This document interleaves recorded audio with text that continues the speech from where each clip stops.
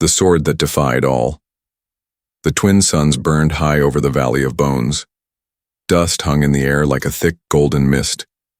In the center of the valley stood a giant stone pedestal. Embedded deep inside it was a sword, ancient, silver, and, shining faintly even after thousands of years, hundreds of aliens had gathered around.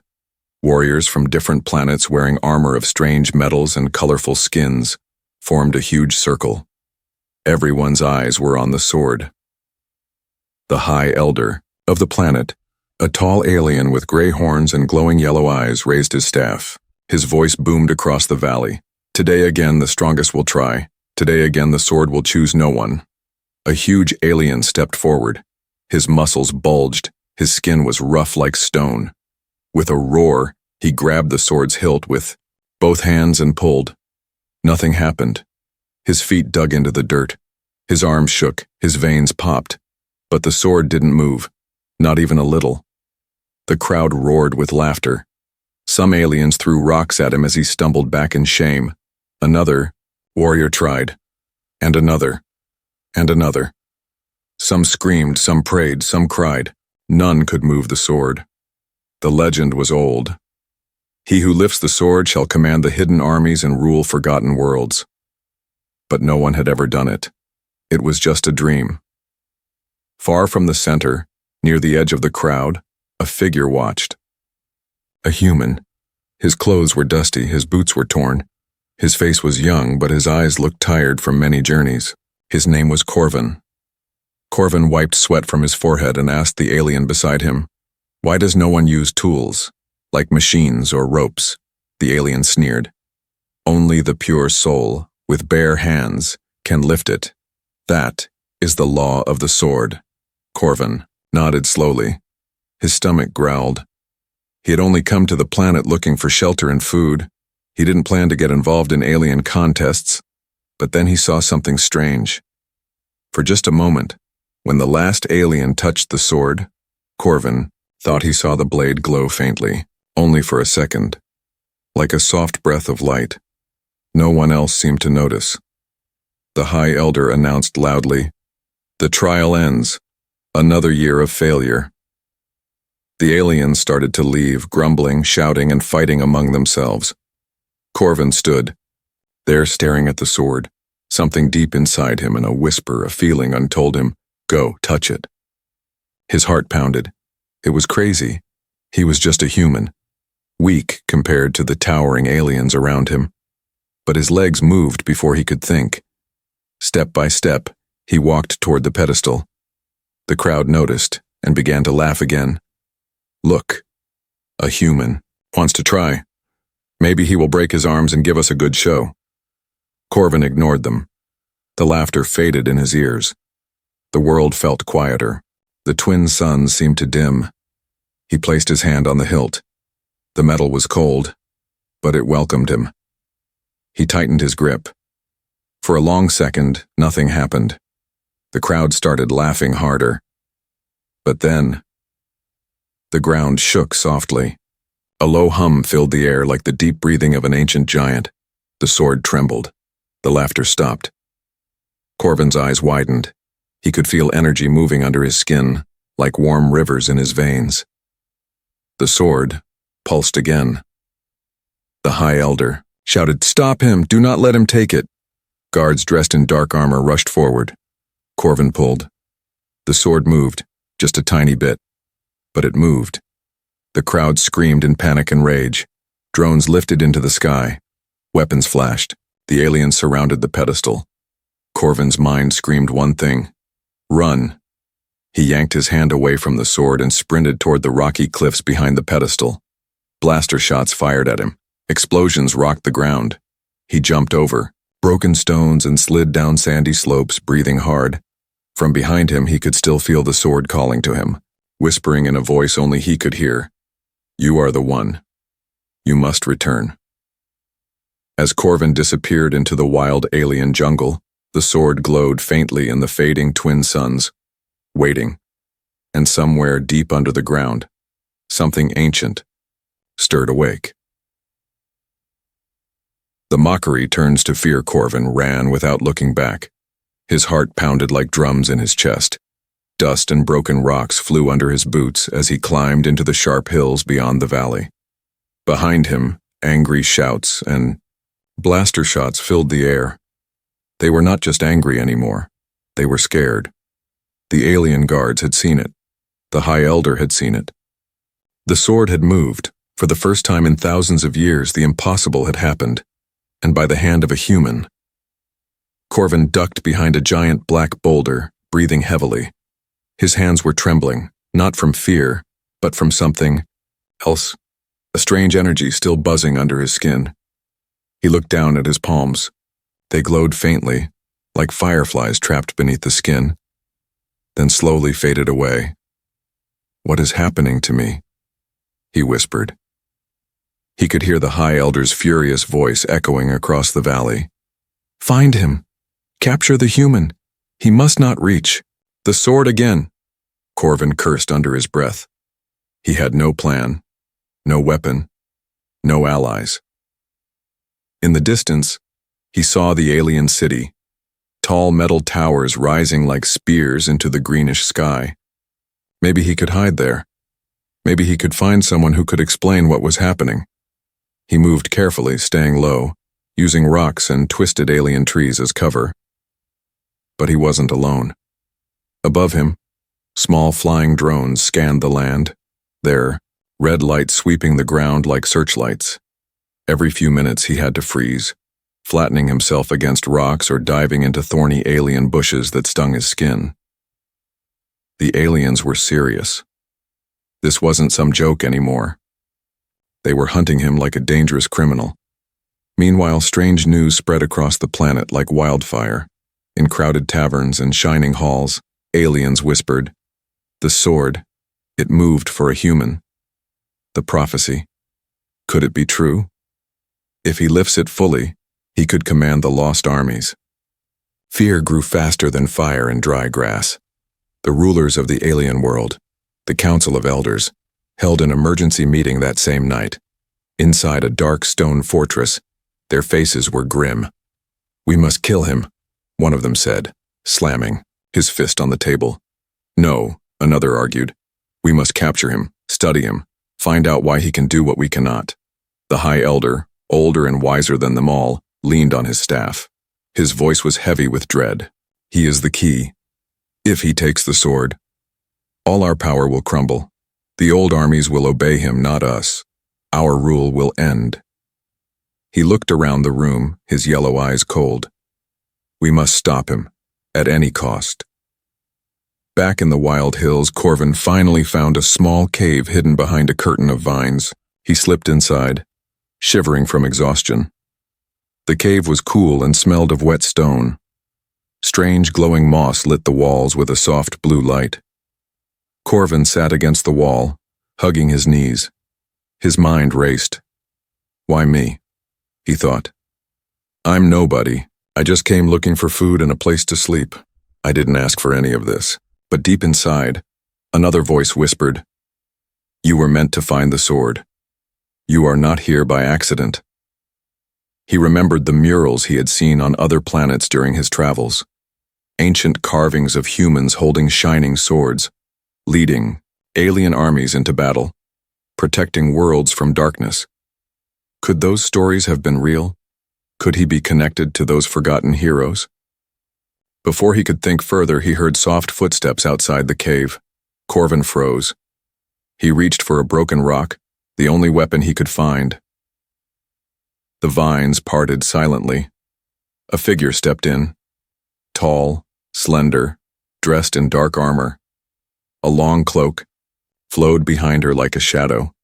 An alien woman. Her skin was a pale silver. Her eyes glowed faint blue. She had short, sharp hair and a scar across her cheek. She stared at him for a long moment. Then she spoke in a low voice. "If you want to survive, you must leave this place now. They will not stop until your blood wets the valley floor." Corvin tightened his grip on the rock. "Who are you?" The alien woman gave a small, sad smile. "Someone who still believes in the old ways.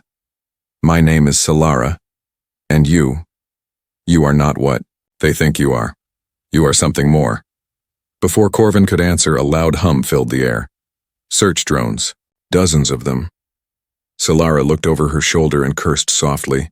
Come, if you want to live, follow me. Without waiting, she turned and vanished into the night. Corvin hesitated for only a second, then he ran after her. Behind them, the red lights of the hunting drones grew brighter, searching, hunting. The sword was no longer just a prize, it was a threat. And Corvin was now the most wanted being on the planet. Secrets beneath the sword. Corvin followed Solara through the twisted, alien wilderness. Strange plants brushed against his arms, some glowing softly, some snapping shut like traps when touched.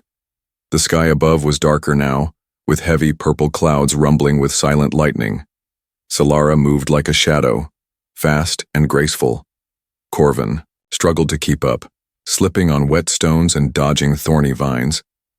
Finally, after what felt like hours, they reached a deep ravine hidden between two cliffs. A narrow rope bridge swung dangerously over the gap. Solara didn't hesitate. She stepped onto the bridge and crossed swiftly. Corvin gulped. One wrong step and he would fall into the endless blackness below. You can do this, he whispered to himself. He gripped the rope and began crossing, the bridge creaking under his weight. Halfway across, he heard distant shouts behind him. Search drones' lights flashed in the distance. They had found his trail. The rope bridge swayed wildly in the strong wind. Corvin pushed forward, heart hammering, until he finally reached the other side. Solara grabbed his arm and pulled him into a hidden tunnel carved into the cliff wall. The air inside was damp and smelled of ancient dust. Solara lit a small torch. The walls of the tunnel were covered with carvings, thousands of them spiraling deep into the darkness. Corvin's breath caught. The carvings showed humans, but not like him. They were taller, stronger, their eyes glowing with inner light. They held swords, staffs, and strange crystals, leading armies of alien creatures. In one scene, a human warrior lifted the same sword he had touched in the valley. Around him, alien kings bowed. Solara watched him carefully. These carvings are older than the cities above, she said quietly. Older than even our oldest memories. Corvin ran his fingers over the carved stone. Who were they? He asked. They were the primordials, Solara replied. The first humans who traveled the stars, before your Earth was even formed. Corvin stared at her in disbelief. That's impossible. Solara's lips curled into a bitter smile. Many things you call impossible are simply forgotten. They moved. Deeper into the tunnel. Strange glowing vines lit their way, Solara explained as they walked. Long ago, the primordials had created mighty weapons, swords, shields, machines of great power. But they feared these weapons would fall into the wrong hands, so they hid them, locking them with blood seals. Only their descendants could touch them. The sword in the valley was one of those lost relics. When the old wars ended, Solara said, your kind disappeared from the stars. Some say they died. Others say they hid. Corvin felt cold inside. And now, because I touched the sword. Solara nodded grimly. Now the elders fear you. If you lift it fully, you can command the lost armies hidden on this planet, armies that could destroy them. Corvin's mind whirled. He wasn't a hero. He wasn't a warrior. He was just a traveler, a wanderer. I don't want to command an army, he said. Solara's eyes softened. It doesn't matter what you want. The sword has chosen you. Now you have a target on your back until you are either dead or victorious. They reached a massive stone door at the end of the tunnel. Strange symbols glowed faintly on its surface. Solara pressed her hand against the door. Beyond this lies the Chamber of Memories. If you truly want to understand, you must see it. The door rumbled and slowly slid open. Inside was a giant circular room filled with floating crystals. Each crystal played scenes, like memories captured in time. Corvin stepped forward, awestruck. He saw battles between glowing human warriors and monstrous alien beasts. He saw worlds being shaped, forests rising from dust, oceans being poured from giant urns. He saw a council of primordials, their leader holding the same sword he had touched, speaking in a language older than stars. One memory caught his eye.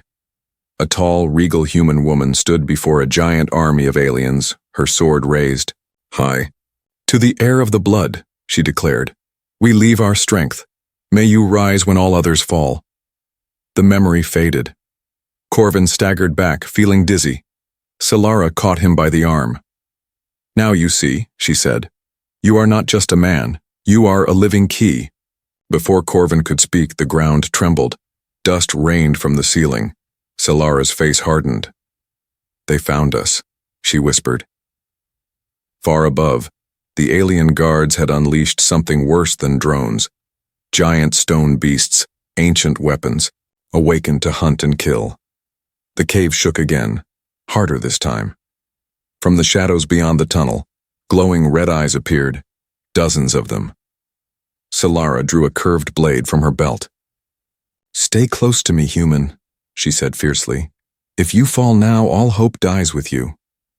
Corvin swallowed hard and picked up a sharp broken rock, the only weapon he had. The hunt was not over. It had only just begun. Return to the Forbidden Valley. The walls of the ancient tunnel cracked as the earth roared with anger. Dust and small stones rained from above. Corvin stumbled, but Solara grabbed his arm, pulling him forward without stopping. "No time!" she shouted over the rumbling noise. "We must reach the surface before they trap us inside." Behind them, the red-eyed stone beasts growled.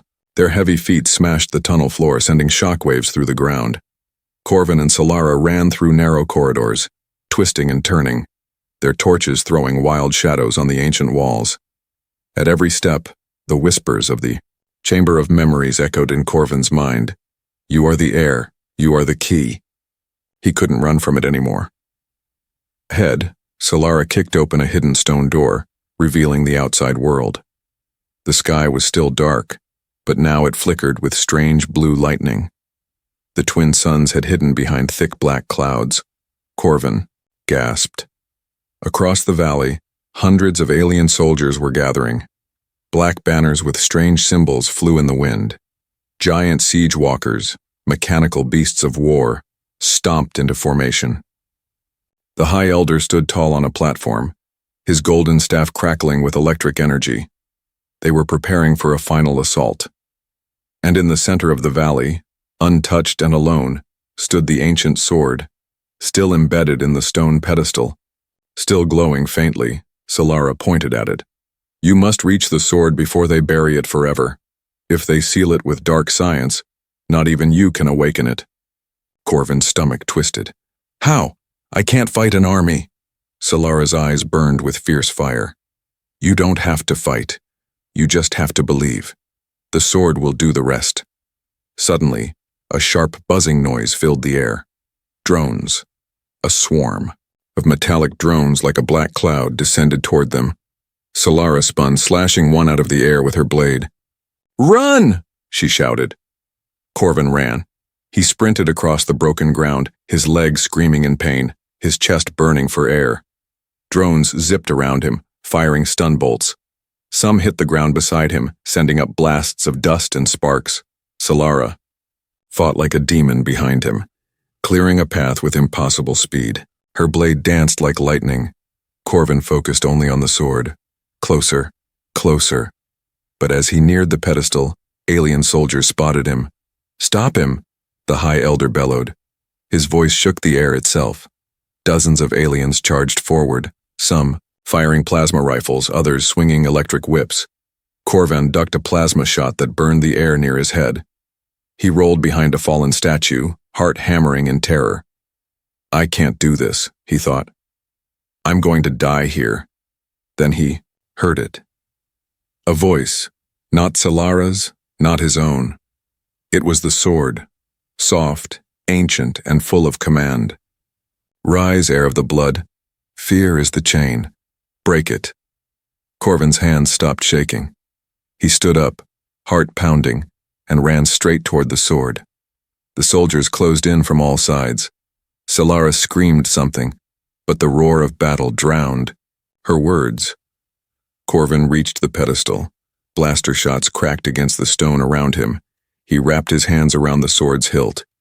It was cold, heavy, and yet it felt right. "Lift me," the voice whispered. Corvin closed his eyes and pulled. The ground trembled. The sky above cracked with thunder. A shockwave exploded from the pedestal, throwing alien soldiers backward like leaves in a storm. Solara dropped her sword, staring in awe. The sword rose slowly from the stone, glowing with a fierce golden light. Corvin felt strength flood into him, not just strength of body, but strength of heart, of soul. The memories of the primordials flowed into him. Their courage, their wisdom, their battles, their hopes. He opened his eyes. The High Elder staggered to his feet, his face twisted in horror. "Kill him! Kill him now!" But it was too late. With a roar, Corvin swung the sword. Golden energy blazed from the blade, carving through the battlefield. Drones exploded mid-air. Siege walkers crumbled into heaps of burning metal. Soldiers dropped, their weapons and fled, terror in their eyes. Solara ran to Corvin's side, panting and bloody but smiling. "You did it," she said, wonder in her voice. Corvin gripped the sword tightly. "No, we did it." But the battle was not over.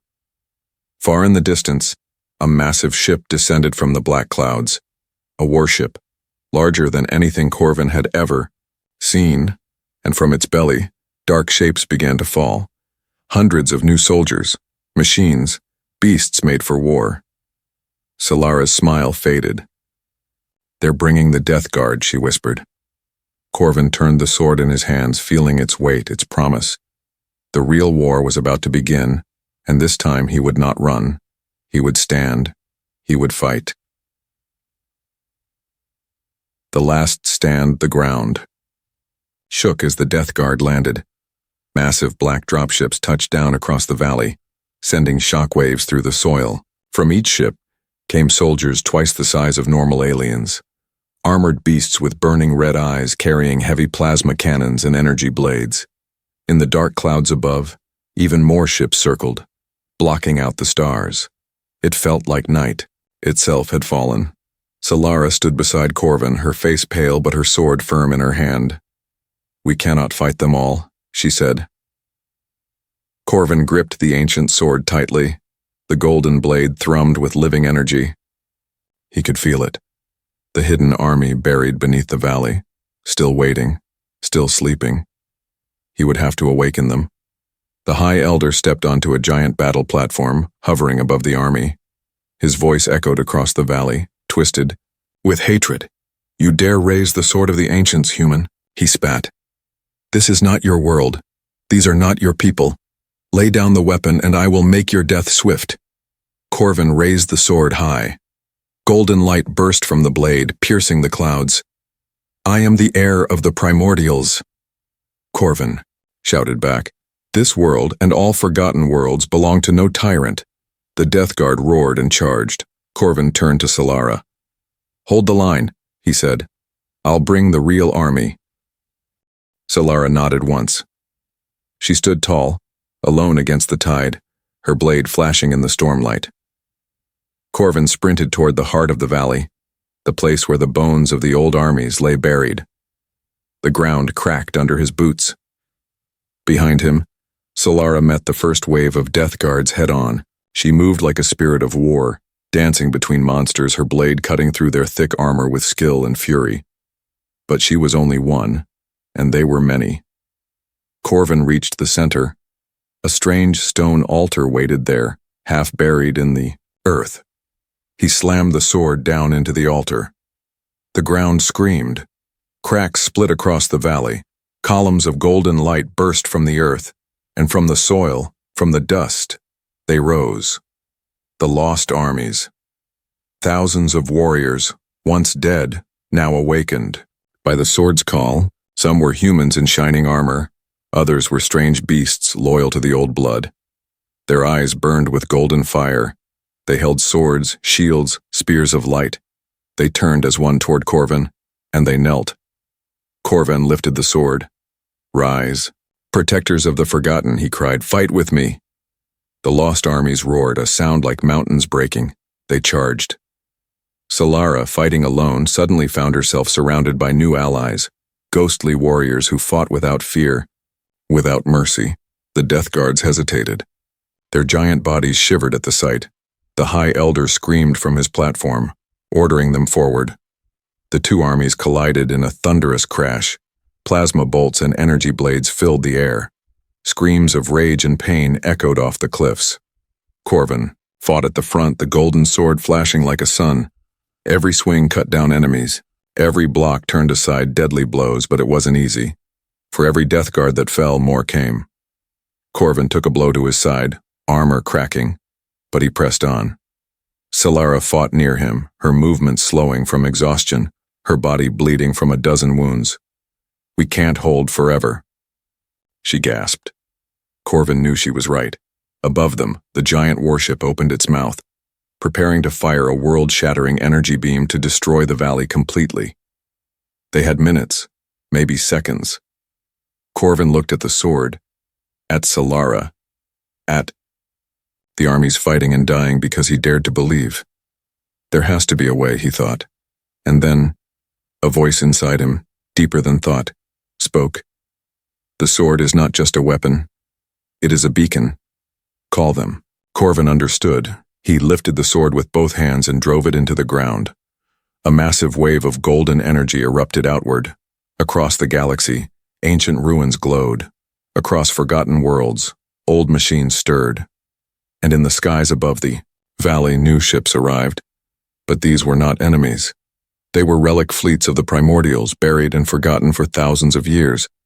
Now answering the call, sleek golden warships with sharp wings and glowing hulls descended from the clouds. They fired on the High Elder's forces, tearing through them with light and fury.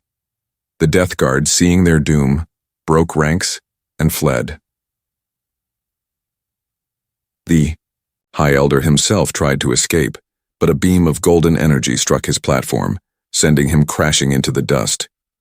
Corvin pulled the sword from the ground and walked toward him. The High Elder, wounded and beaten, tried to crawl away. "Mercy," he gasped. Corvin pointed the sword at him. "You showed none," Corvin said. "Now your rule is over." With a flash of golden light, the High Elder was no more. The valley fell silent. The storm broke. The twin suns returned, shining on a battlefield, soaked in blood, dust, and hope. Solara limped to Corvin's side. She smiled, tired but victorious. "The last stand was ours," she said. Corvin looked up at the golden ships in the sky. This was not the end. It was only the beginning. The sword of the firstborn. The valley stood silent under the twin suns. The ground was littered with broken weapons, shattered machines, and the bodies of those who had fought and fallen. The smell of smoke and burned metal still hung heavy in the air. Corvin stood in the center, the ancient sword of the primordials still glowing faintly in his hand. The lost armies, the golden warriors who had risen from the earth, knelt. Before him, their heads bowed low. Even the living, even Solara and the surviving alien fighters who had once feared and hated him, now looked at him with awe. He was no longer a stranger. No longer a wanderer. He was something greater. Solara stepped forward, her armor cracked, blood drying on her silver skin, but her eyes steady and proud. She knelt on one knee and lowered her head. "My sword is yours, firstborn," she said, voice strong despite the pain. Corvin hesitated. "Firstborn?" he asked. Solara looked up at him. "You are not just the heir. You are the firstborn of the stars. The blood of the first humans flows through you. You carry their memory, their strength, their hope."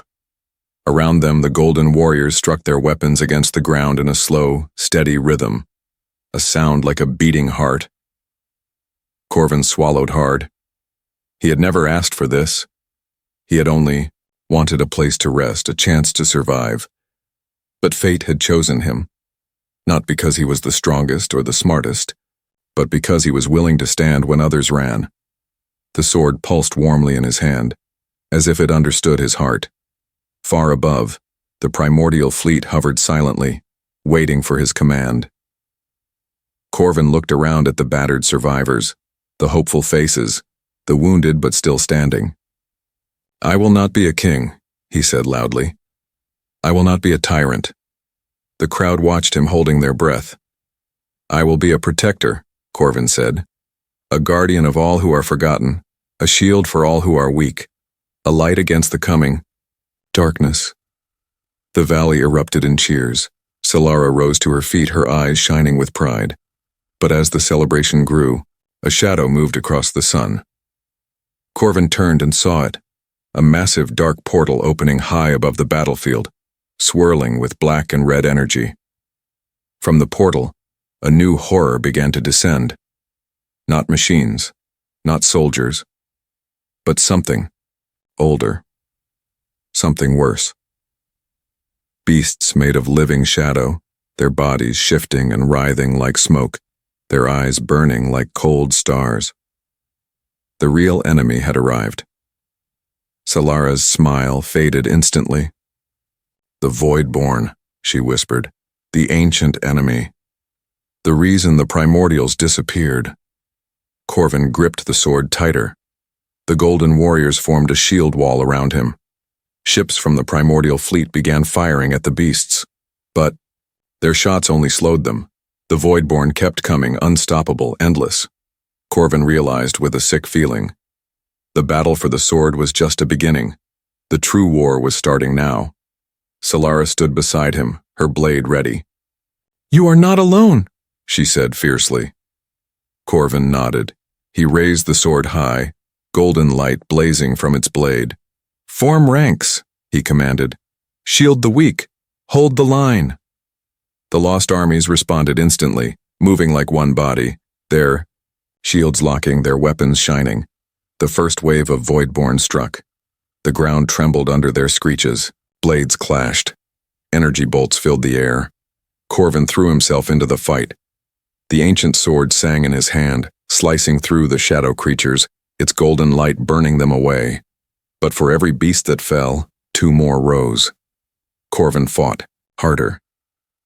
Beside him, Solara fought like a whirlwind, her blade flashing like silver fire. Warriors fell. The shield wall bent but did not break.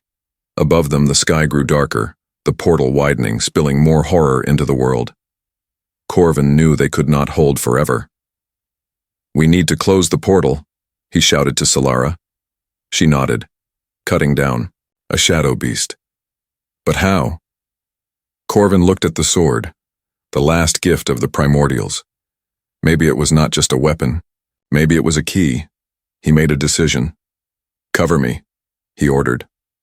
Solara and the others closed ranks around him, pushing the enemy back. Corvin sprinted toward the nearest high rock, climbing fast despite the wounds and exhaustion. At the peak, he raised the sword toward the portal. "By the blood of the firstborn, by the memory of the stars, I command you, close," he roared. Golden lightning shot from the sword, piercing the heart of the dark portal. The Voidborn screamed in rage and fear. The ground cracked, the sky shook, the portal shivered, trembled, and began to shrink, but it fought back. Dark tendrils lashed out, trying to grab Corvin, trying to rip the sword from his hands. He screamed in pain but held firm. Solara and the lost armies fought with everything they had, buying him precious seconds. The sword blazed brighter, almost blinding now. With a final cry, Corvin poured all his will, all his hope, all his strength into the sword. The portal exploded inward, sucking the Voidborn back into the void. The battlefield fell silent once more. Only the sound of the wind remained. Corvin fell to his knees, gasping, the sword dimming but still alive in his hand. Solara rushed to his side. "You did it," she whispered. Corvin managed a tired smile. "No," he said. "We did it." Far away across the galaxy, ancient eyes watched. The air of the primordials had risen, and the stars would never be the same. The new legend begins. The valley lay broken and battered. Smoke curled lazily into the sky, mixing with the golden light of the twin suns. Fallen warriors, both of shadow and light, lay scattered across the battlefield. The air was heavy with silence, not the silence of fear, but the deep, powerful silence of survival. Corvin knelt in the dust, his fingers still gripping the ancient sword. His body ached, every muscle screaming, but he remained steady. Solara knelt beside him, her silver, skin bruised and bloodied but her spirit unbroken. She touched his shoulder lightly. "It is over," she whispered. "You closed the rift. You saved this world, and many others." Corvin slowly rose to his feet. Around him, the lost armies stood once more, battered but victorious. They had lost, many, but they had won a battle that should have been impossible. The surviving aliens, the ones who had once mocked him, now bowed their heads in deep respect. They understood now. Corvin was no ordinary man. He was a legend reborn. The golden sword pulsed gently in his hand, no longer burning with fierce light, but humming with quiet strength, like a loyal friend waiting for his next command. Above them, the primordial fleet hovered silently, guarding the world now pledged to Corvin's bloodline. Solara turned to him. "What now, firstborn?" she asked. Corvin looked across the valley, at the broken monuments, the dead beasts, the ruined ships. "We rebuild," he said simply. Solara smiled faintly. "Rebuild what?" Corvin stepped forward, raising the sword high, for all to see. "A new world," he said. "Not ruled by fear or blood, but by hope and strength. A world where no one is forgotten, where the weak are protected, where the lost are found." The golden warriors struck their weapons against the ground in a thunderous rhythm, their silent vow echoing in the rising wind. Ships from the primordial fleet began to land, opening their doors to reveal strange tools and machines. Technology, lost for millennia, now returned to rebuild what was broken. Corvin walked forward, past the kneeling soldiers and bowing aliens. Wherever he stepped, grass began to grow again in the cracked earth. Flowers long extinct bloomed at his feet. Rivers of golden water sprang from the dry ground. The world itself was awakening, responding to the presence of the firstborn. Solara walked beside him. "They will come again," she said quietly. "The Voidborn, others like them. Evil never sleeps, for long." Corvin nodded. "Let them come," he said. "We will be ready." Far across the stars, in dark corners of the galaxy, unseen eyes watched the rise of the firstborn with fear. Whispers spread from world to world, growing louder with each passing day. "The human who lifted the sword has risen. The firstborn walks among us again. The galaxy will change." Corvin and Solara spent weeks gathering the survivors, building new alliances. The ancient cities hidden beneath the ground were unearthed.